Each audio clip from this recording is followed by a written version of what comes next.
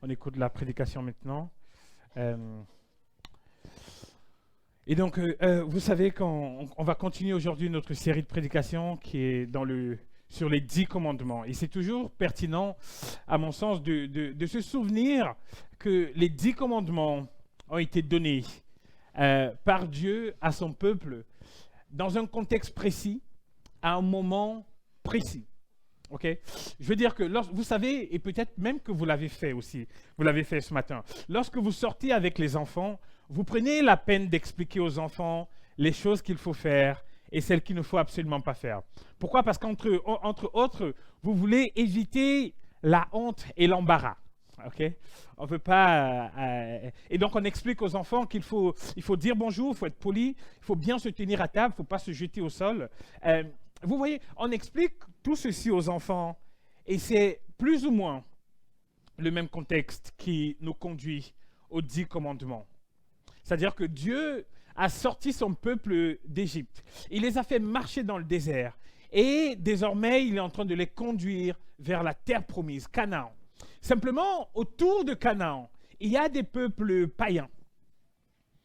Et des peuples qui ne connaissent pas du tout Dieu. Et Dieu leur dit, Dieu par les 10 commandements dit à son peuple, c'est pour ça qu'à chaque fois, très souvent dans les 10 commandements, il dit, je suis l'Éternel ton Dieu qui t'a fait sortir d'Égypte, de la maison de servitude. Et donc Dieu va dire à son peuple, souvenez-vous de qui je suis pour vous, souvenez-vous de tout ce que j'ai fait pour vous. Voici ce que vous devez faire et voici ce que vous ne devez pas faire pour que mon nom soit respecté, non seulement par vous, mais aussi par tous les peuples païens qui sont tout autour. Okay. Il faudrait en fait qu'une fois dans la terre promise, lorsque les autres peuples païens verront tout ce que vous faites et ce que vous ne faites pas, qu'ils soient impressionnés. Tellement impressionnés qu'ils ne vont pas juste dire « Wow, quel est ce peuple remarquable ?» Pas ça. Mais que les peuples autour soient tellement impressionnés qu'ils disent « Wow, quel est le Dieu qui guide ce peuple-ci? Quel est le Dieu qui a donné à ce peuple une si belle loi de vie? » Ok, vous voyez, voilà l'ambition que Dieu a lorsqu'il donne les 10 commandements. C'est non seulement pour guider la vie de son peuple, du peuple d'Israël, mais aussi pour attirer à lui les peuples païens qui sont tout autour. Et il y a 2 semaines, on a parlé du premier commandement. Il y a l'unicité de Dieu. Il y a un seul Dieu, il n'y en a pas deux. Et la semaine dernière, on a parlé de l'idolâtrie, pas d'idole. Okay? Et aujourd'hui, nous allons voir le 3e commandement. Et au cœur de ce 3e commandement, il y a le nom de Dieu. Il y a le nom de Dieu. Vous avez remarqué que la plupart des chants exaltaient le nom de Dieu, okay? Parce que c'est au cœur de ce que nous avons dans ce texte aujourd'hui. Alors, moi, j'ai repris, j'étais en congé paternité et pendant 2 semaines, et j'ai repris le boulot lundi le 10.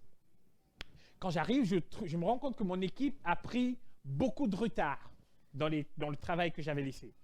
Et là, je me dis, OK, qu'est-ce qu'on va faire? Donc, j'établis une stratégie pour résorber ce retard-là, parce que moi, j'ai des comptes à rendre. Okay? Donc, il faut absolument qu'on avance rapidement. Et donc, j'établis une stratégie pour résorber ce retard. Je m'en vais, parce que la plupart du temps, je suis parti en réunion. Et quand je reviens en fin de journée pour faire le point de tout ce que j'avais demandé à faire, ils n'avaient rien fait. Et ça ne leur ressemble pas. J'ai une équipe de guerriers, c'est des gens super. Bon, ils ne sont pas là ce matin, dommage. Mais ils travaillent bien, ils sont sérieux dans leur travail. Et quand je leur ai demandé pourquoi ils n'avaient pas fait ce que je leur ai dit, il y a l'un d'eux qui a pris la parole et qui m'a dit, en fait, il y a telle personne qui nous a contactés et nous a dit que, alors je ne vais pas dire le nom de la personne, que Bip, ok, avait besoin que nous fassions quelque chose pour elle. Et en fait, Bip, c'est une big boss de NG. OK? C'est une big boss. Le gars est arrivé, il a trouvé mon équipe et il leur a dit, la big boss, il vient avec le nom de la big boss et il dit, elle a besoin de vous. Et tout ce que Gaël, qui est juste le boss, mais pas le big boss, tout ce qu'il avait demandé de faire a été mis de côté et ils ont bossé pour la big boss. Le nom est super important. Notre nom nous parle de nous. Notre nom dit ce que nous sommes. Et comme je l'ai dit aujourd'hui, et je peux vous rassurer que toutes les personnes, aucune des personnes de mon équipe, personne d'eux n'a jamais vu la Big Boss. Juste son nom. OK? Le nom est important. Et comme je l'ai dit tout à l'heure, nous allons parler du nom le plus célèbre, le nom le plus puissant, le nom le plus glorieux, le nom de Dieu. Et c'est dans Exode chapitre 20 au verset 7. Voici ce qui est écrit. Tu n'utiliseras pas le nom de l'Éternel, ton Dieu, à la légère, car l'Éternel ne laissera pas impuni celui qui utilisera son nom à la légère. Il y a dans ces paroles, dans les paroles de Dieu, il y a ces paroles-là qui m'ont souvent fait peur au début de ma foi chrétienne. Deux en particulier, je ne sais pas si vous allez vous reconnaître là-dedans aussi. La première, c'était le blasphème contre le Saint-Esprit. Alors là, c'est quelque chose qui me faisait vraiment, vraiment paniquer. Et la deuxième parole, c'est justement ce commandement qu'on a aujourd'hui. Prendre le nom du Seigneur en vain. Et vous savez pourquoi ces paroles m'ont souvent fait peur? Parce qu'il y a des menaces qui sont attachées à elles. Si tu blasphèmes, tu n'auras jamais de pardon. Si tu blasphèmes le nom du Saint-Esprit, tu n'auras jamais de pardon. Et quand je dis ça, peut-être que vous dites, qu'est-ce que c'est le blasphème du Saint-Esprit? Si vous voulez en savoir plus, ne partez pas. Vous voyez Pierre, Évrard ou moi, et on pourra en discuter, ok? Sinon, vous allez partir avec des questions dans vos têtes et ce serait bien dommage. Et la deuxième chose, c'est ce qu'on voit dans ce texte. Si on prend le nom du Seigneur en vain, Dieu ne laissera pas cela impuni. Ok? Peut-être qu'en entendant ça, vous avez peur vous aussi. En réalité, nous utilisons beaucoup le nom de Dieu. On parle de Dieu, on parle à Dieu, et plus fréquemment encore, et on l'a fait avec abondance ce matin, on prie au nom de Dieu. Vous voyez? En Jean chapitre 14, verset 13, voici ce que Jésus dit. Tout ce que vous demanderez en mon nom, je le ferai, afin que la gloire du Père soit révélée dans le Fils. Vous voyez? Tout ce que vous demanderez en mon nom. En gros, Jésus est en train de dire, je vous permets d'utiliser mon nom. Mais il nous dit d'utiliser ce nom-là, non pas comme un mot magique, mais plutôt en reconnaissance de toute l'autorité qu'il y a dans ce nom-là. Utiliser le nom de Dieu, ce n'est pas quelque chose à prendre à la légère. Je sais que dans le langage courant, et même ça, quand j'y réfléchissais, alors moi je suis camerounais, et je suis bamiliqué au Cameroun, et en pensant même dans ma propre langue, j'étais déjà capable de voir des dizaines de façons par lesquelles on utilise le nom de Dieu comme ça. Et peut-être que vous pouvez y penser vous aussi et vous rendre compte de cela. Le nom de Dieu est au-dessus du nom de la Big Boss d'Engie. Ok?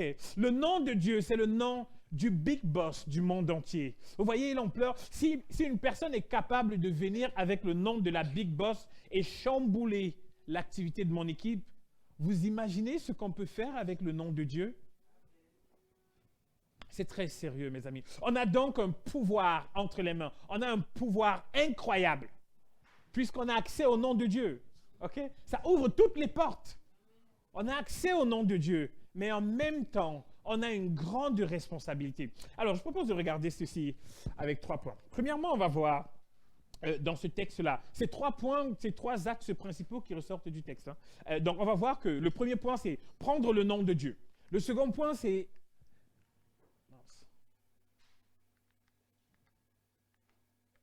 Alors, je n'ai pas mis tous les points, mais en tout cas, le premier point, c'est prendre le nom de Dieu. C'est cette idée-là. Le second point, c'est l'idée de prendre le nom de Dieu en vain. Qu'est-ce que ça signifie? Et le troisième point, c'est le jugement que Dieu promet tout à la fin du verset. Et donc, premier point, prendre le nom de Dieu.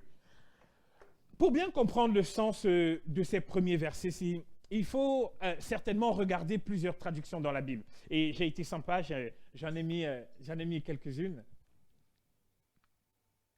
Alors bon, en fait, je ne sais pas ce qui se passe avec mes slides. En tout cas, je vais le lire ici. Dans la Semeur, il est dit, tu n'utiliseras pas le nom de l'Éternel ton Dieu pour tromper. Dans la seconde 21, tu n'utiliseras pas le nom de l'Éternel ton Dieu à la légère. Vous voyez, tu n'utiliseras pas. Ensuite, maintenant, dans la nouvelle édition de Genève, il est dit, tu ne prendras point le nom de l'Éternel ton Dieu en vain. Ah, vous voyez, là, on change de paradigme. Avant, on parlait d'utiliser, maintenant, on parle de prendre le nom de l'Éternel, son Dieu. Et dans la seconde 1910, il est dit, tu ne prendras point le nom de l'Éternel, ton Dieu. Donc, il semble y avoir une double idée ici. L'idée, premièrement, d'utiliser le nom de Dieu lorsqu'on parle, mais aussi l'idée de prendre le nom de Dieu, de le porter, de l'incarner. Vous voyez, comme le fils que j'ai eu porte mon nom. Il s'appelle Kanuo Wagum parce que je suis Kanuo Wagum. Il porte mon nom. Regardez, le commandement de Dieu va donc bien au-delà des mots qu'on peut prononcer. Parce que souvent, quand on parle de prendre le nom de Dieu en vain, on imagine que c'est simplement ce qu'on peut dire dans la bouche. Mais en réalité, ça va bien au-delà. Il y a l'utilisation et le fait de porter ce nom-là. Regardez, deux textes bibliques pour appuyer cela. Lévitique, chapitre 19, au verset 12. Il est dit, « Vous ne jurerez pas faussement par mon nom, car ce serait déshonorer le nom de Dieu. Je suis l'Éternel. » Vous voyez, ici, il est bien question de l'utilisation du nom de Dieu quand on parle. Dieu dit qu'il ne faut pas utiliser ce nom-là n'importe comment lorsqu'on parle. Et maintenant, dans un autre texte, Romains chapitre... Romains chapitre 2, dans les versets 17 à 24, il est écrit, « Toi qui te donnes le nom de juif, qui te repose sur la loi, qui te glorifie de Dieu, qui connaît sa volonté, qui apprécie la différence des choses, étant instruit par la loi. Toi qui te flattes d'être le conducteur des aveugles, la lumière de ceux qui sont dans les ténèbres, le docteur des insensés, le maître des ignorants, parce que tu as dans la loi la règle de la science et de la vérité. Toi donc qui enseignes les autres, tu ne t'enseignes pas toi-même. Toi qui prêches de ne pas dérober, tu dérobes. Toi qui dis de ne pas commettre d'adultère, tu commets l'adultère. Toi qui as en horreur, toi qui as en abomination les idoles, tu commets des sacrilèges. Toi qui te fais une gloire de la loi, tu déshonores Dieu par la transgression de la loi. Et le verset 24 est terrible, car le nom de Dieu est à cause de vous blasphémer parmi les païens, comme cela est écrit. Dans ces versets-ci, l'apôtre Paul montre comment les Juifs qui se disaient de Dieu vivaient d'une façon contraire à tout ce que Dieu est. Et vous voyez la fin du verset, puisque les personnes qui se disent de Dieu vivent de façon contraire à ce que Dieu est, qu'est-ce qui se passe? Les personnes qui ne connaissent pas Dieu font quoi? Ils bafouent le nom de Dieu, ils blasphèment le nom de Dieu, exactement comme dans notre société. Imaginez un peu le déshonneur qui peut tomber sur une famille dont un enfant est recherché pour terrorisme. Vous voyez, il y a un grand déshonneur. Le nom de la famille est bafoué, traîné dans la boue, car le nom de Dieu est à cause de vous blasphémer parmi les nations. Si nous disons que nous sommes dans l'Église de Dieu, alors nous représentons Dieu. Nous portons et nous disons son nom non seulement dans nos paroles, mais aussi dans notre comportement. Mais alors, beaucoup ici pourraient se dire, ok, mais qu'est-ce qu'il y a de particulier dans le nom de Dieu? Pourquoi est-ce que Dieu tient à ce que son nom soit respecté? Vous vous souvenez la prière de Jésus dans Matthieu, dans les Béatitudes? Qu'est-ce qu'il dit lorsque ses disciples lui disent, apprends-nous à prier? Comment il commence? Notre Père qui est aux cieux, que ton nom soit sanctifié. C'est dire à quel point Jésus tient à ce que le nom de Dieu soit sanctifié. Pourquoi cela?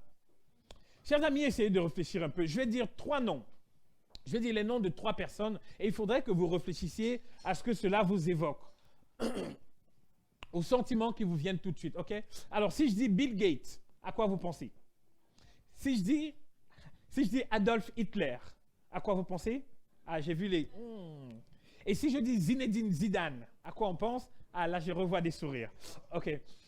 Chacun de ces noms évoque des sentiments particuliers. Et parce que ces noms pointent vers des réalités. OK? Lorsqu'on dit Zinedine Zidane, on pense à quoi? À ce grand joueur de foot. Tout de suite, on est rayonnant de joie. On pense à la Coupe du Monde, à la victoire. On pense c'est un homme super cool. OK? Qui n'aimerait pas passer un petit moment avec Zinedine Zidane? Tout le monde. OK? Et maintenant, si on pense à Adolf Hitler, Là, c'est plus mitigé. Ok, c'est plus que mitigé d'ailleurs. Tellement mitigé qu'il fut un temps. Pourquoi? Parce que le nom pointe sur la personne, sur une réalité. Et il fut un temps où il était interdit en Allemagne de donner le prénom Adolphe à un enfant. Alors, en Allemagne de l'Est, ok? Juste avant la chute du mur. Il était interdit de donner ce nom-là parce que ça pointait vers une réalité dont on ne voulait plus du tout se souvenir. Il en est de même du nom de Dieu. Son nom est un concentré de ce que Dieu est lui-même. L'autorité, le pouvoir et la gloire de Dieu sont décrits par des centaines de manières dans la Bible. Écoutez en quelques secondes quelques façons par lesquelles Dieu est nommé dans la Bible. Dieu, dans la Bible, est appelé Elohim, c'est-à-dire le Dieu créateur puissant et fort, El Shaddai, le Dieu puissant, Adonai, le Seigneur éternel, Jireh, l'éternel qui pourvoit, Rapha, l'éternel qui guérit, Nissi, l'éternel ma bannière, Kadesh, l'éternel qui te sanctifie, Shalom, l'éternel notre paix, Tikenu, l'éternel notre justice, Roi, l'éternel notre berger, Sabaoth, l'éternel des armées, El Roi, le Dieu qui vit, El Olam, le Dieu de l'éternité. Il est appelé le chef des armées, le Père des lumières, le Dieu très haut, le Dieu créateur, Dieu mon rocher, Dieu de toute consolation, Dieu de gloire, Dieu de toute grâce, Dieu des cieux et de la terre, Dieu protecteur, Dieu d'Abraham, d'Isaac et de Jacob, Dieu de vérité, Dieu notre force éternelle, Dieu de prodige, Dieu qui pardonne, Dieu de notre salut. Et je pense que je peux continuer encore et encore et encore pour vous dire un petit peu comment Dieu est appelé. Et il me semble que quand on voit ça, on doit même trembler, on doit se sentir écrasé par tout ce que Dieu représente. Parce qu'en réalité, chacun de ces noms, chacune de ces réalités pointe sur le caractère de Dieu, sur sa gloire, sur sa personne. De telle sorte que si on compare cette description de Dieu avec les jurons grossiers qu'on peut entendre souvent dans la société ou dans les films, on peut se rendre compte de combien notre société et même chacun de nous s'est perdu loin de ce troisième commandement. Vous voyez? Le nom de Dieu est grand et Dieu tient à ce que ce nom-là ne soit pas pris en vain. Dans la Bible, le nom de Dieu s'écrit, c'est le tétragramme, YHWH, ok? Simplement, les Juifs avaient tellement de respect pour Dieu, ils avaient tellement peur de tomber sous le coup de la malédiction de ce commandement qu'ils avaient décidé de ne jamais prononcer le nom de Dieu. Alors, est-ce que je suis en train de dire que c'est la bonne chose? Pas spécialement, mais au moins il y a cette intention. Ils ont décidé de ne jamais prononcer le nom de Dieu. Et donc, des spécialistes juifs, qu'on appelle les massorettes, ils ont rajouté des voyelles, parce que bon, c'était que des consonnes, ils ont rajouté des voyelles en haut et en bas pour que ce nom de Dieu-là devienne Adonai. Ok? Et donc, en réalité, chaque fois que vous lisez dans votre Bible et que vous trouvez l'Éternel, il est souvent question du vrai nom de Dieu, Yahweh.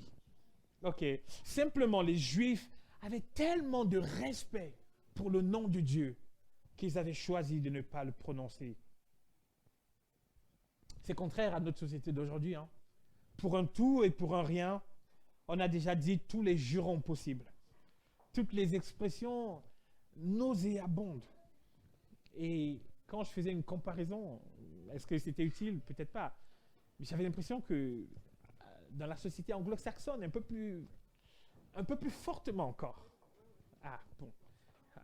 Un peu plus. Et puis on va rajouter des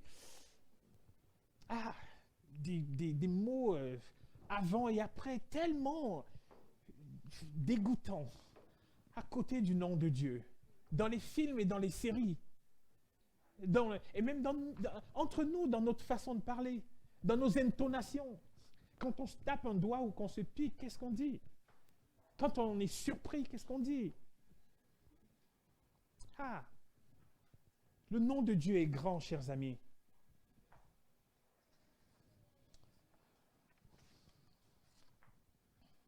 Alors, maintenant, on regarde le deuxième point. En vain. Et c'est le point le plus important. En vain a le sens, l'idée de prendre le nom de Dieu en vain, ça a le sens littéral de quelque chose qui est vide. quelque chose qui manque de sens, qui n'a pas de valeur, de quelque chose qui est faux, qui est dérisoire. Vous voyez? En vain, c'est vraiment tout le contraire de ce que Dieu est, de tout ce qu'on vient de dire là au sujet de Dieu. Utiliser le nom de Dieu en vain, c'est en fait utiliser le nom de Dieu pour le mensonge, de manière indigne, dans le vide, pour n'importe quoi et dans n'importe quelle circonstance, sans réelle considération de qui il est. C'est ça, prononcer le nom de Dieu en vain. Et en recherchant les textes bibliques liés à notre sujet, je suis tombé sur Lévitique 18, au verset 21, où le nom de le Seigneur, alors je vous lis ça très rapidement.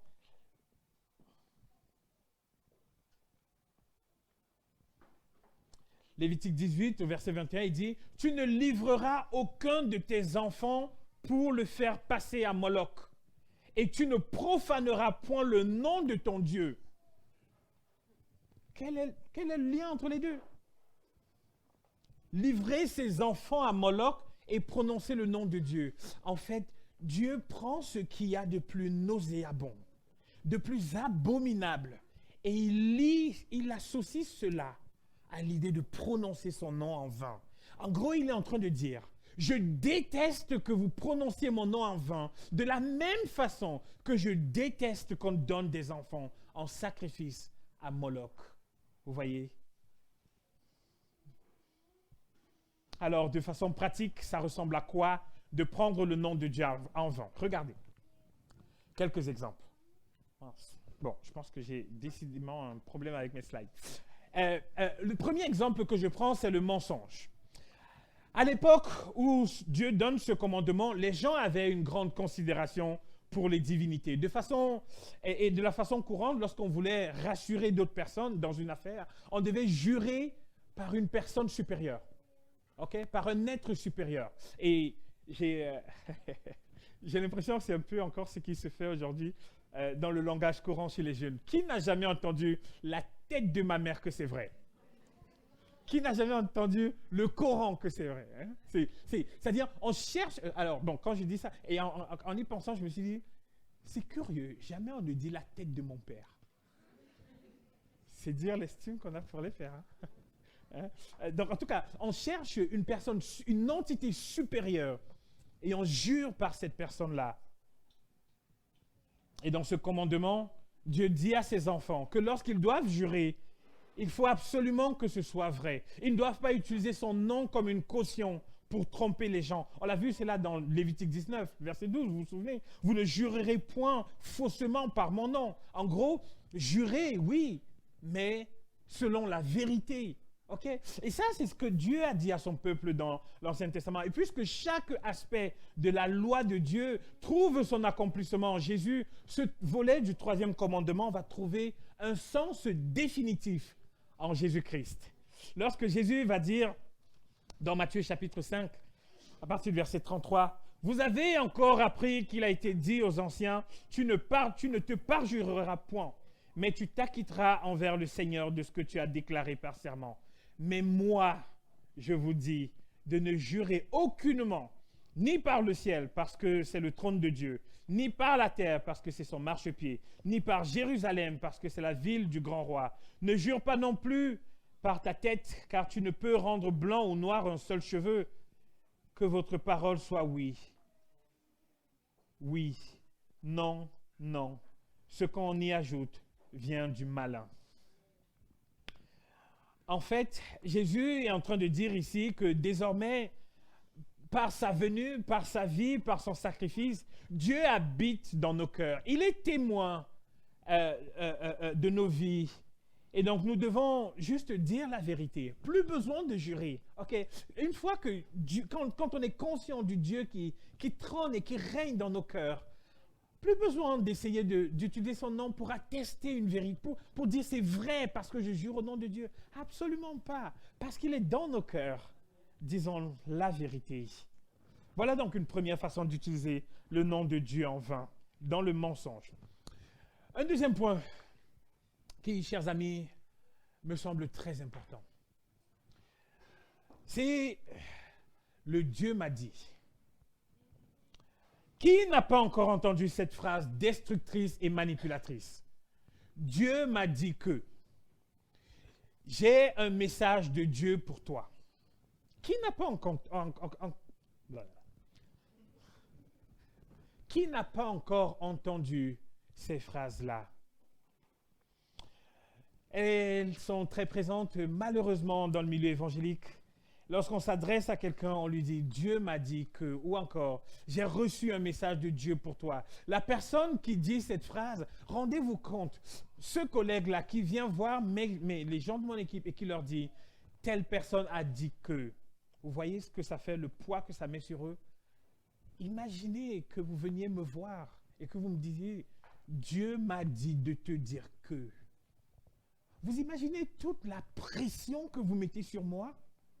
Vous imaginez toute la manipulation qu'on peut exercer en utilisant le nom de Dieu de cette façon-là? Dieu m'a dit que.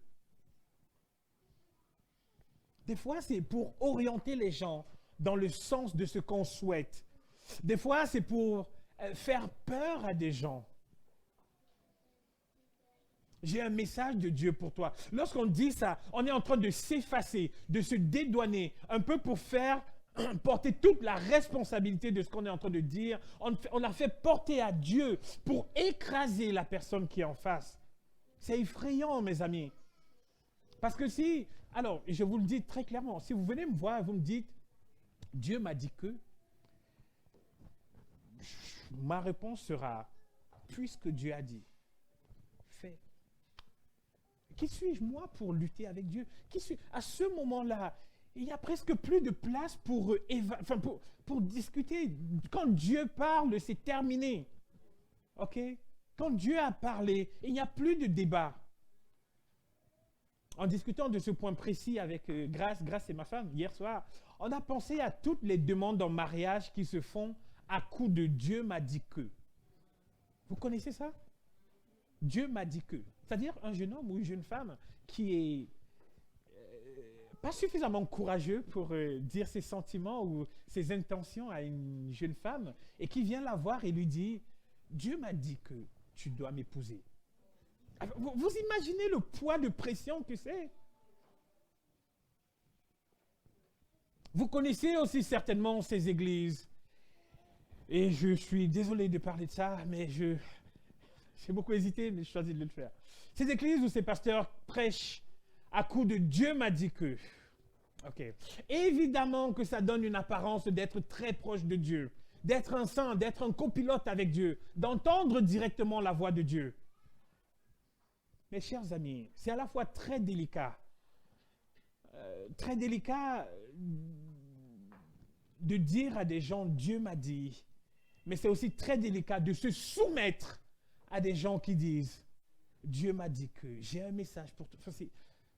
C'est délicat à mon sens. Est-ce que je suis en train de dire qu'on ne peut pas parler, qu'on ne doit pas parler avec conviction? Absolument pas. Ce que je dis, c'est que lorsqu'on a une conviction pour un frère ou pour une sœur, quand on prie et qu'on a une conviction, on peut juste dire à ce frère, il me semble que.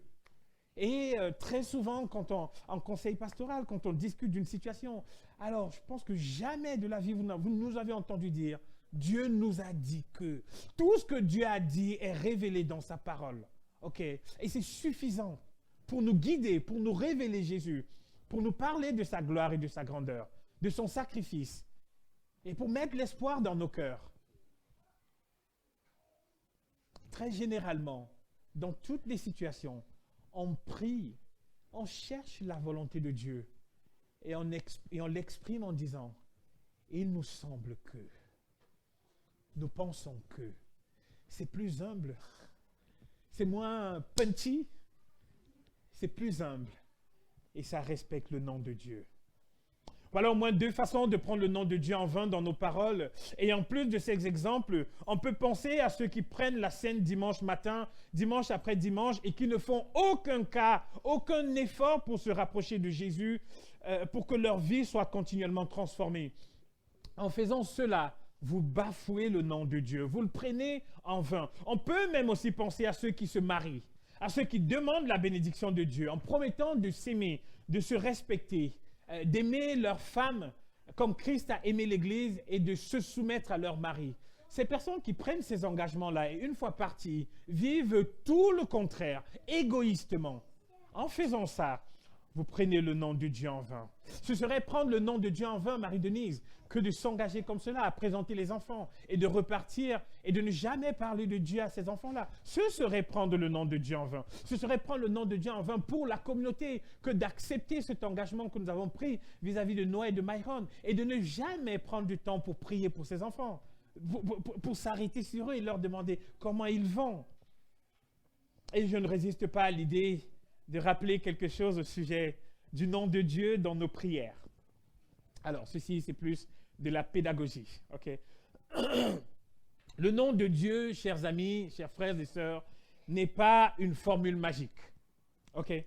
Je veux dire que souvent, on s'imagine que c'est en criant et en répétant 500 fois « Au nom de Jésus, au nom de Jésus » dans la prière qu'on sera plus vite exaucé et favorablement. Absolument pas.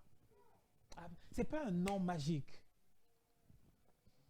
Et un deuxième point, le nom de Dieu n'est pas une formule de politesse. Okay? Vous savez, alors, à mes enfants, je leur dis souvent, quand on demande, on dit s'il te plaît. Parce que si tu ne dis pas s'il te plaît, je ne suis pas sûr que je te donnerai. Okay? Et quand on prie, alors je redis, hein, c'est de la pédagogie, d'accord? Quand on prie, le fait de dire à la fin, je prie au nom de Jésus, ce n'est pas ça qui fait que Dieu exauce notre prière. OK? Ce n'est pas ça, ce n'est pas du tout la formule de politesse, le s'il te plaît des enfants, qui fait que Dieu exauce notre prière. Absolument pas. Alors, est-ce que je suis en train de dire qu'il ne faut pas le faire? Évidemment qu'il faut le faire. C'est comme quand on prie, on ferme les yeux, on baisse la tête. C'est une tradition dans laquelle on est entré et qui n'est absolument pas en contradiction avec l'Écriture. Simplement, il faut penser à ce Dieu qui est derrière. Quand on dit au nom de Jésus, il faut penser à ce Jésus qui est derrière, à sa sainteté, à sa gloire, à son autorité, à la majesté de son nom. Quand on regarde, je me suis amusé à regarder, du coup, quand j'ai pensé à ça, j'ai regardé dans les prières de l'apôtre Paul. On ne le voit pas finir en signant au nom de Jésus. Amen. Non, pas spécialement. Prier au nom de Jésus, c'est prier selon sa volonté, selon la volonté de Jésus. Selon Jean chapitre 14, versets 13 à 14 que j'ai lu tout à l'heure, il est dit, « Et tout ce que vous demanderez à mon nom, je vous le donnerai, pour que le nom du Père, pour que le Père soit glorifié dans le Fils. » Si nous portons le nom de Dieu correctement et non en vain, alors nous pouvons avoir confiance devant Dieu et demander sa bénédiction. On peut le prier, vous voyez, il nous permet, on a accès au nom qui ouvre toutes les portes. Du moment où on sait, où on pense à qui il est, on peut demander sa bénédiction. Dieu, et on l'a fait tout à l'heure, on a prié Dieu, on a demandé un local, on demande la bénédiction dans l'église, on demande que des gens se tournent vers Jésus, trouvent la foi et l'espoir dans leur cœur pour leur vie. Dieu est un Père merveilleux, chers amis, et ce Père-là veut nous donner des bons cadeaux. Si nous sommes stressés, inquiets pour notre famille, pour la santé d'un ami, pour le bâtiment de notre communauté, pour le salut des collègues, évidemment qu'on peut apporter nos préoccupations devant Dieu pour lui demander de l'aide. Si nous demandons dans la volonté de Dieu, si nous recherchons dans la volonté de Dieu, alors Dieu est fidèle pour nous écouter et nous exaucer comment? Dans sa volonté, une fois de plus, conformément à ce qu'il est. Le dernier point, c'est le jugement. C'est un tout petit point. Je disais en introduction que c'est cette partie qui me faisait craindre ce commandement. On a l'habitude de parler du 5e commandement comme étant celui qui porte une promesse, mais celui-ci est le seul commandement qui est chargé d'une menace. Dieu ne laissera pas impunis ceux qui prennent son nom en vain. Dans l'Ancien Testament, la punition qui attendait ceux qui violaient le nom de Dieu, c'était la peine de mort, généralement par lapidation. Et aujourd'hui, la société a évolué de telle sorte que le blasphème, finalement, est permis en France. C'est un droit qui est revendiqué, défendu même. OK? Et est-ce que Dieu nous demande à nous, comme dans d'autres religions, d'aller nous battre avec les personnes qui blasphèment son nom? Absolument pas. Pourquoi?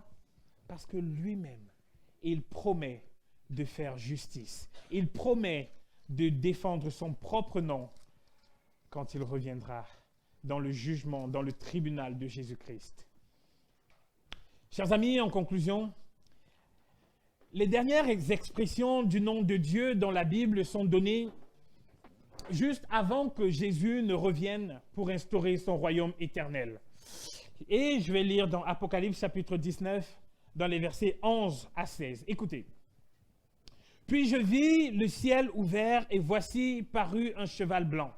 Celui qui le montait s'appelle fidèle et véritable. Il juge et combat avec justice. Ses yeux étaient comme une flamme de feu. Sur sa tête étaient plusieurs diadèmes. Il avait un nom écrit que personne ne connaît, et si ce n'est lui-même. Et il était revêtu d'un vêtement teint de sang. Son nom est la parole de Dieu. Les armées qui sont dans le ciel le suivaient sur les chevaux blancs, revêtus d'un fin lin blanc et pur. De sa bouche sortait une épée aiguë pour frapper les nations.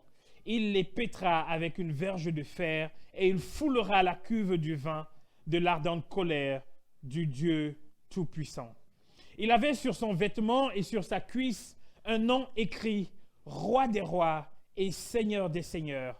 Et je vis un ange qui se tenait dans le soleil et il cria d'une voix forte, disant à tous les oiseaux qui volaient par le milieu du ciel, « Venez, rassemblez-vous pour le grand festin de Dieu, afin de manger la chair des rois, la chair des chefs militaires, la chair des puissants, la chair des chevaux et de ceux qui les montent, la chair de tous, libres et esclaves, petits et grands.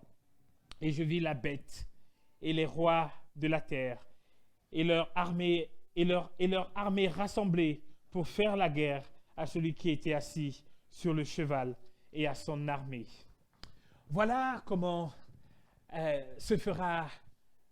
s'annoncera le retour de notre Seigneur.